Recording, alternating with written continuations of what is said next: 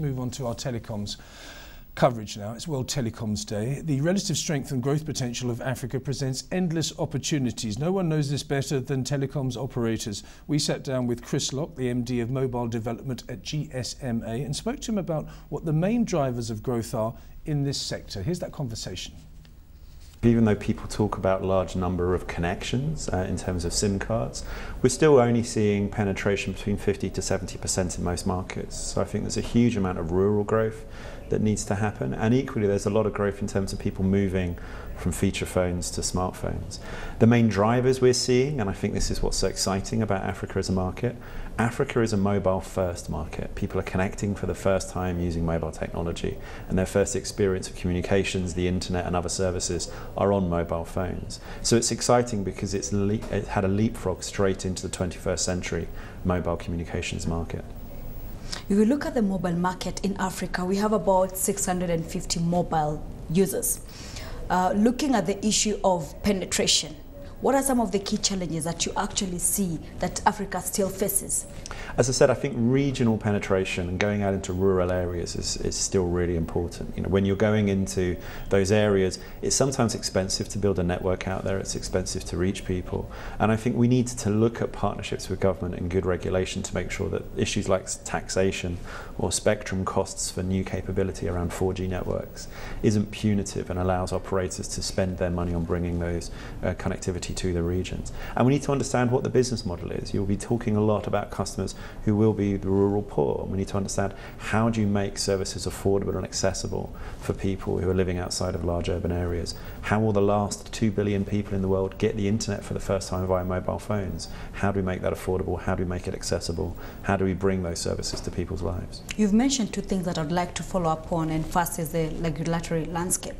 Because now we are seeing a lot of innovation coming in different sectors: education, finance, health. How is the regulatory landscape looking like in Africa? Because they're looking of mobile phones now entrenching in other services, in other sectors. How is that landscape faring? I think it's an interesting situation because I think regulations across industries tend to be relatively siloed. There are banking legislation and telecoms legislation, health legislation. I think the power of mobile services really means that it creates that connective tissue that really creates what is a connected economy. And what we're seeing in some countries in Africa, particularly at the moment in South Africa, is we're seeing situations where the telecom minister will sit down with the central bank, will sit down with the health ministry, will sit down with the education ministry to say, how do we build a regulatory environment that supports all of these things? Because if you create the wrong telco regulatory environment, you might impact the health of the growth of your health sector or your education sector or your financial sector in that way. So that it needs again a more 21st century connected look at regulation rather than seeing them as individual industries. Using that case study, are we seeing any other African countries doing the same in terms of regulations? We're seeing some of the best regulation at the moment here in Kenya. I mean, you know, the light touch regulation by both the central bank and the telecom ministry allowed something like M-Pesa to increase.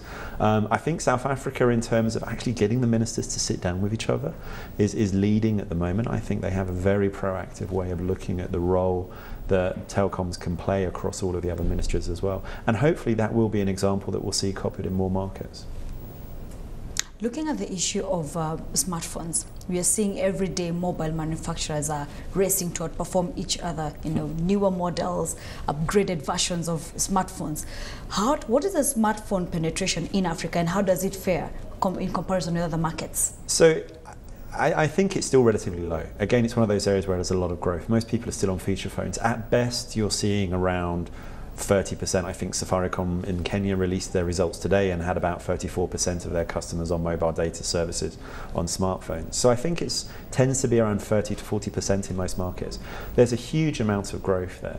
But equally, and again, when we look at how innovative Africa can be as a region, what we'll see are smartphones or basic feature phones that have smartphone-like capability will start to blur the lines between what a feature phone and a smartphone is, that will be based on the networks that people are using, the kind of services people want to use. So I think there'll be a huge amount of innovation in the basic smartphone sector that will really see a huge growth in this region.